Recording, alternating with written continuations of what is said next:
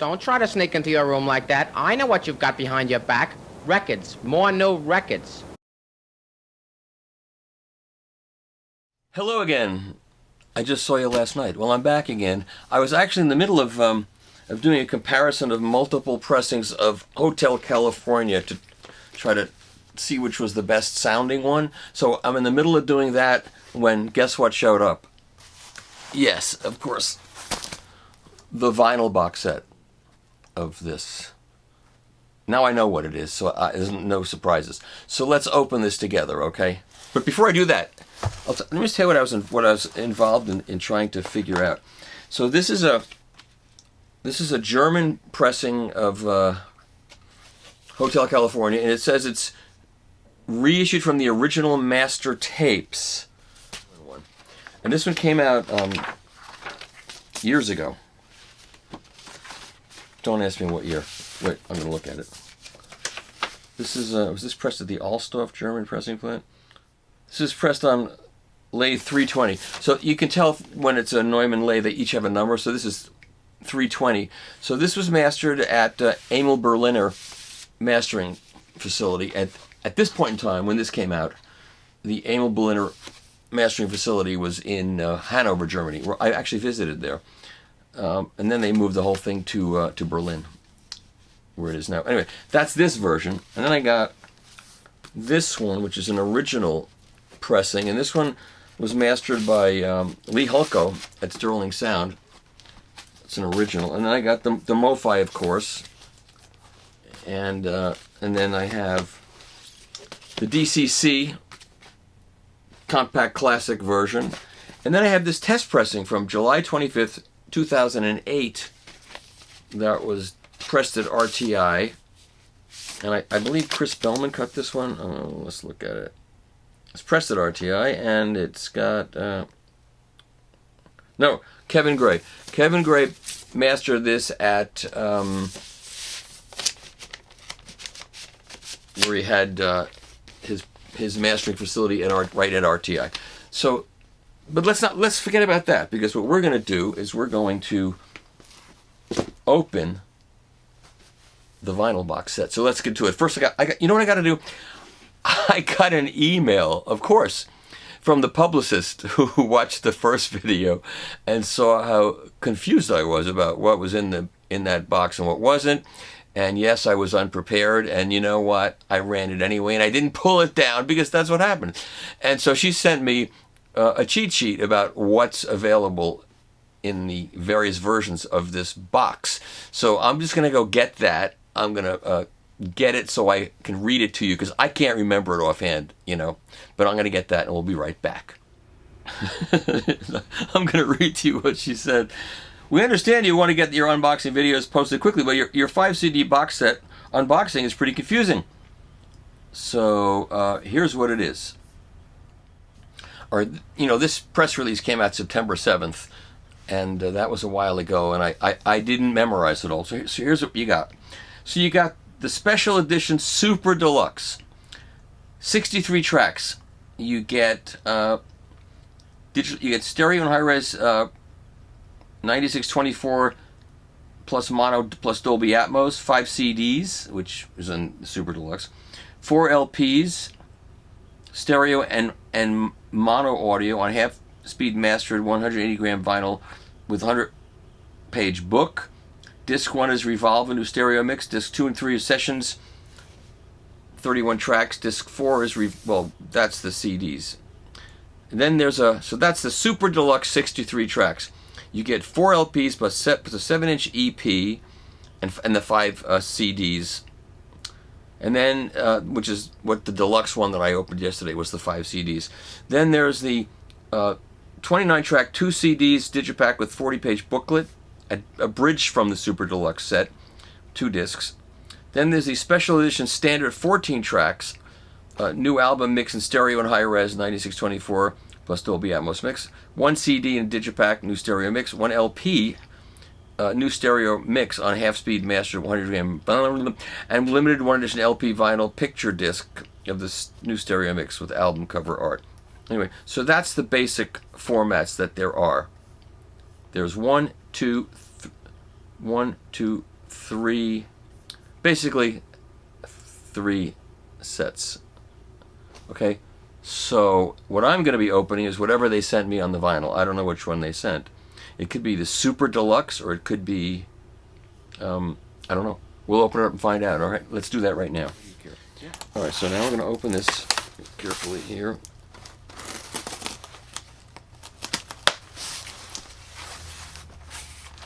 And you know, I'm really sorry about what happened last night. I got so excited that the package was here, and you know, I didn't go back and do my due diligent research back to the press release from September 7th to memorize what all the different formats were.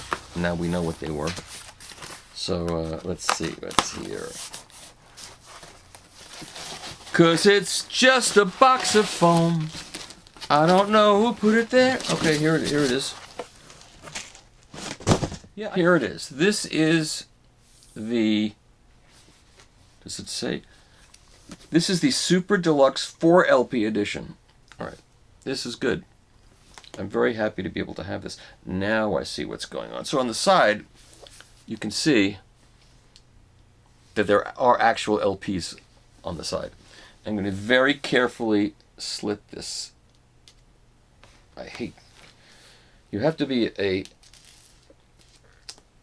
skilled sturgeon. You know, one time when I wrote for the previous magazine I wrote for, we were at a show and I had a room with somebody, so I roomed with this guy, and I had a brand new sports jacket, and I took it out, and you know, when you buy a brand new sports jacket, what they do is they sew like a label right onto the arm right there, and it's sewn in really tightly, and then you got to take a razor blade and you have to cut away very carefully. You have to cut away what they sew in there so you can get the label. You don't want to walk around with the label, and then of course if you're not careful you can cut right into the new jacket that you bought.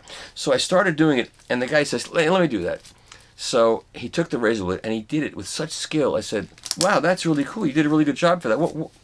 How are you so good at that? He says, well, I'm a neurosurgeon. That's what I do.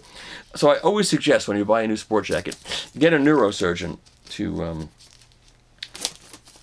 get that stupid thing off. Of course, if you buy really good suits, there's none of that stuff. That's when I couldn't afford a good suit or didn't want to have a good suit. All right, so now this is made in the Czech Republic, so this is made at GZ Media. They do beautiful, beautiful boxing and packaging, and be that as it may. Now, here's the box. Again, a beautiful, beautiful presentation, high quality box. And I am taking it out. It's got a good smell. Boy, do they do good work there. It's really, really nice. Okay. So here is the stereo mix. Man, this looks good.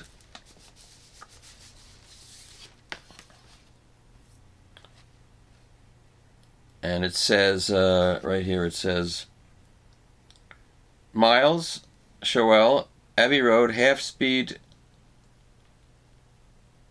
room 30. I guess it's cut in room 30. So that's this. This is the stereo. So this is the remix. So it's a digital. It was mixed from a digital file and a high resolution digital file. Very nicely done. You know, you look at this. It's beautiful. Okay, that's that. Oh, then we have the mono record, and this was cut from tape, I think. If I made a mistake again, boy, I'm sorry. I think this is all analog, and this is cut from tape. Whoa, wait a second. Interestingly, there's no scribe on this whatsoever. All it's got are the various codes that you expect to see on a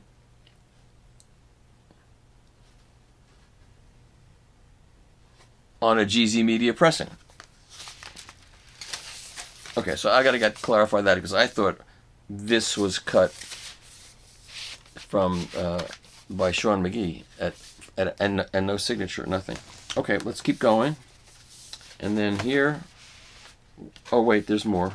Okay, and then there's Paperback Writer and Rain as a 45. And I'm gonna this time I'm gonna get something else out to show you, because there is something else I want to show you.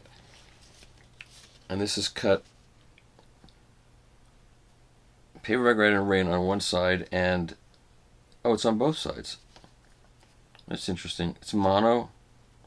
Oh, it's stereo. So stereo on one side and mono on the other side. So one must. Well, I'm not gonna speculate about any of it. I'm gonna find out about it. But and this has got. It's kind of a good-looking psychedelic. All the Beatles, and oh, this is a great picture. So this is, I think, Studio 3. You know, I got to go into Studio 3. So when I got to go to Abbey Road, which of course it was an extremely, it was, you know, to get to go there when they were doing the mono box set, I got to listen to the master tape of the White Album and watch Sean McGee cut the lacquer and hear the tape and hold the tapes in my hand.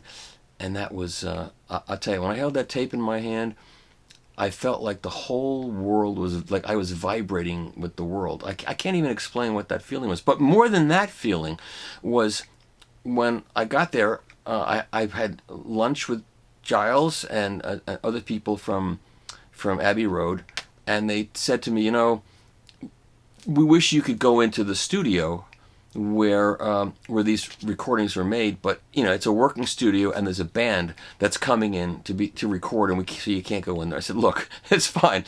I'll be satisfied just to go upstairs into the mastering suite and hear master tapes and, you know, whatever that you want to let me do. It is fine. It will be fine. So I got there, and as it turned out, the band was late. Of course the band was late. It's a rock band. They're going to be late. So I could go in. So they opened the door to this studio, which is a very big studio, and I started walking in, and it had this smell about it. Was because I think this was built on like swampland or bogland or low to the ground, underground, whatever you want to call it, and I started walking in, and I smelled it, and then I looked around, and there's a carpet on the floor, and I looked at the studio, and you know, I'm sure I'm not gonna get that. I have to get it. I'm sorry, I gotta pause for a second. Was it? Oh, so and I'm standing there, and I said I could walk in, and you've probably seen pictures of the inside of this place, which is like hallowed ground for not just for the Beatles, but for so many bands and groups. And I started walking in, and I couldn't walk in. I didn't want to. It was weird. I didn't want to walk in. I'd rather stay outside and look into it rather than walk in. Now I regret not having walked in, but I didn't. I looked in. I got a whiff of the ambiance, the odorous ambiance of the room, and then I walked out, and then I went upstairs and to watch them cut the lacquers, which was so much fun. It was great. At any rate, I said it at any rate. So these are the two with all the stuff, the extra stuff that you get to hear. Oh look! Oh, this is cool. There's a test. I've never seen a Parlophone test record. Have you ever seen a Parlophone test record? So they give you this, and I think that's very cool. Man, the packaging is fantastic. These, I know, these are cut from digital files for sure. So there's no mastering credit on these, and these were cut at I'm sure these were cut at GZ Media. And you know, there's also a video of GZ Media that I told you about, the video of GZ Media that's on my Previous Endeavors website, and you can go into the mastering suite where they do all the cutting and analyzing of tapes. Fantastic picture. And there's a Vox amplifier there. And I'm assuming this is the same book. Yeah, it's an absolutely beautiful book. I'll double check to make sure it's the same book, but I think it's the same book. You know, if you're a Beatles fan and you like Revolver, which, how could you not? It's a great record. This book is, you'd want to have this book. It's absolutely beautiful, just beautifully done. And again, I think GZ Media produces all this stuff for them. They really, it's great. And I can't wait to read this. You know, I listened to the CDs last night, and I'm not gonna. I'd rather review the whole thing in one shot, written. I'm not gonna do a verbal review of the sound. I'd rather do that in print, and it's gonna have to wait a little bit. I may get to it this weekend, but I'm going to the Warsaw show on Tuesday, and so I'm not sure I'm gonna have a chance to listen to it and write it up, but I'll try. I will try. And the only mystery to me is why it is that the stereo vinyl has Miles Showell's signature, but the mono, which is supposed to have been cut from the tape, nobody signed it. I don't understand that, but I'll get to the bottom of it. All right. So this is a short one, and thanks for watching, and I'll do the Eagles story at some point soon. But this is I'm very excited to get this, and these pressings look beautiful, and I'm going to enjoy listening to this, I'm quite sure.